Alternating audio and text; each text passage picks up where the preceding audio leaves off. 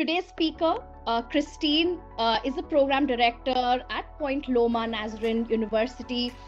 She, along with her colleagues, kind of drove this whole process at Point Loma to, lead innovation, lead responsible AI adoption at their school. And that's what Christine is going to be talking about, how some challenges that she faced, what were some student outcomes, what were some initial hesitations among students, all of that we're going to be talking about.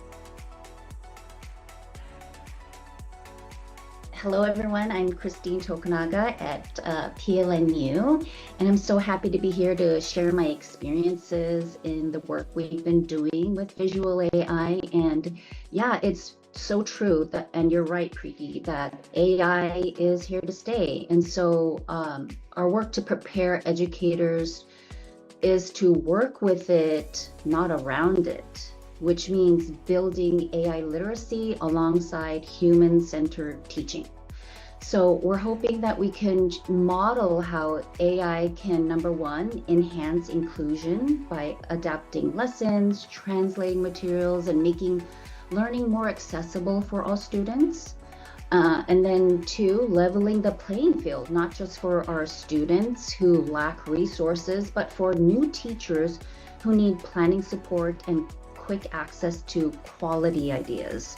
And lastly, to deepen critical thinking and really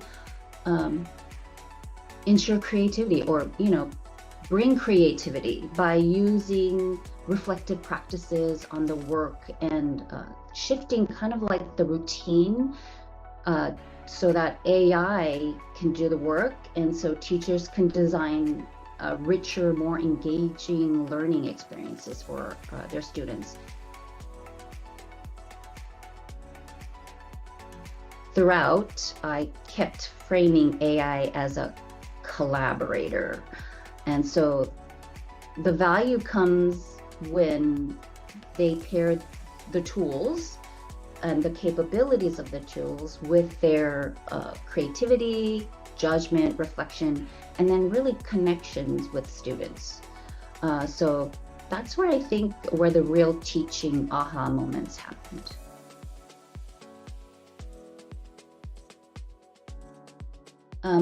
Kind of how I approached it was, what was great is I had face-to-face students, so I was able to model the use, introduce it first with some background knowledge of what AI is and how it works, and how prompting actually works. And so when I kind of showed it up on my screen as I'm teaching, I put myself as a student, and so kind of walking them through. I supported this learning by using actually like a template. So I put in a template and just starting with, okay, these are some of the information that you're going to need to prompt. And so for lesson planning, I'll show you in a minute some of the template, but as when you're lesson planning, you kind of have to know like what content am I teaching, what grade level, what's the audience that I'm creating this lesson plan for.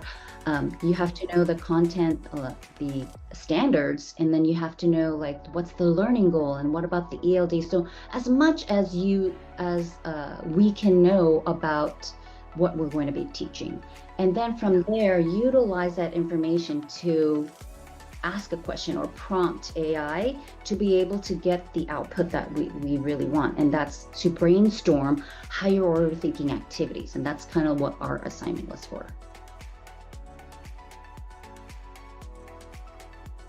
And so all the way to the right, you'll see kind of the template that I had our students use. And so the top part is that they needed to find the profile for their lesson plan. So they have the content standards and the learning goals, and they're utilizing that to generate lesson activities that are higher order thinking.